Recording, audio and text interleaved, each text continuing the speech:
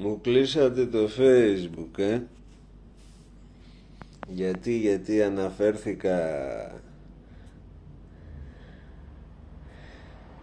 στους ακατανόμαστους, οι οποίοι μου κάνανε και αίτημα φιλίας και θέλανε να με εξαγοράσουν με 1.000.000 ευρώ.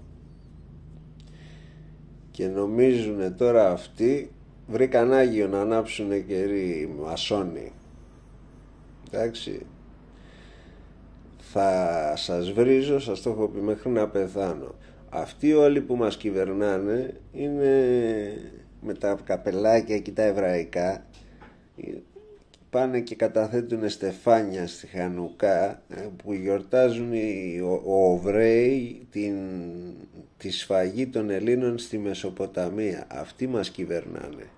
Από τον Μπενί Σελών, τον Εθνάρχητα Ελευθέριος Βενιζέλος, όπως τον σημερινό Μουάτσος είναι το επίθετο.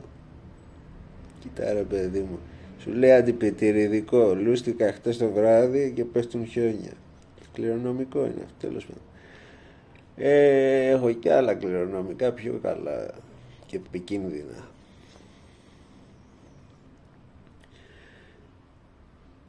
Εμένα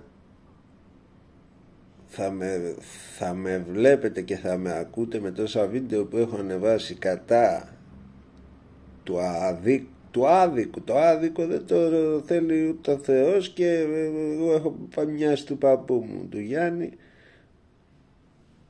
Δεν ήταν ένας πράος άνθρωπος. Εγώ είμαι και λίγο νευρόσπαστος και αθυρόστομος.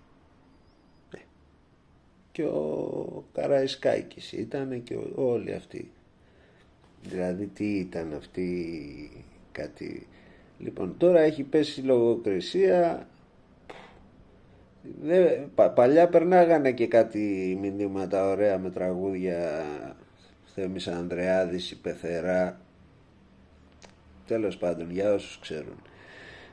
Εγώ δυστυχώς ξέρω πολλά, και γι' αυτό είμαι και δυστυχής και αγανακτισμένος.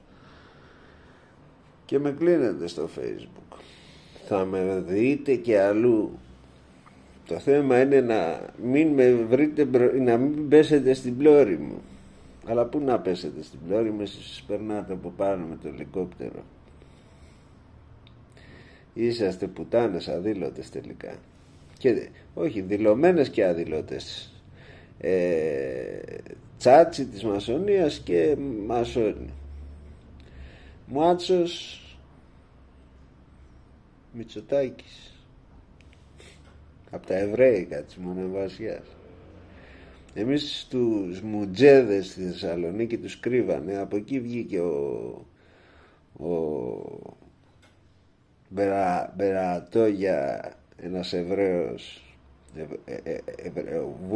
Βούλγαρο-Εβραίος, και ήταν στη Θεσσαλονίκη, όπου έβρε τον κομμουνισμό στην Ελλάδα.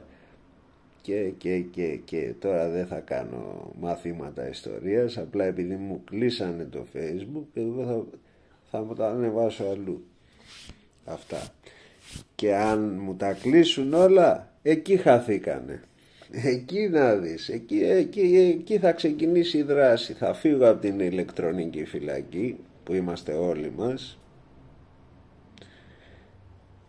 και θα βγω έξω. Δεν έχω λεφτά ούτε να στρίψω. Θέλανε να με εξαγοράσουν 1.000.000 ευρώ.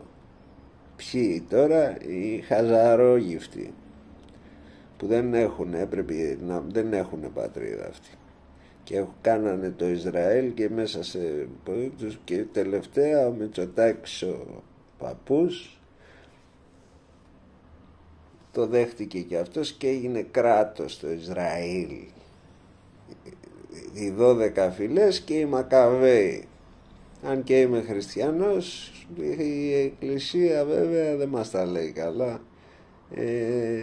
Έχει τους Άγιους Μακαβαίους. Ποιοι Άγιοι Μακαβαίοι ρε? Σφάξανε εκεί πέρα και επικρατήσανε. Μακάμπι Τελαβίβ,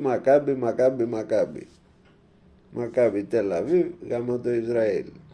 Λοιπόν, ξέρω και για το ΚΙΣ και του Ισραηλιτικού Συμβουλίου. Τι με πόντιο. Ελάτε ρε, μόνο αν θα με σκοτώσετε θα σταματήσει. Και πάλι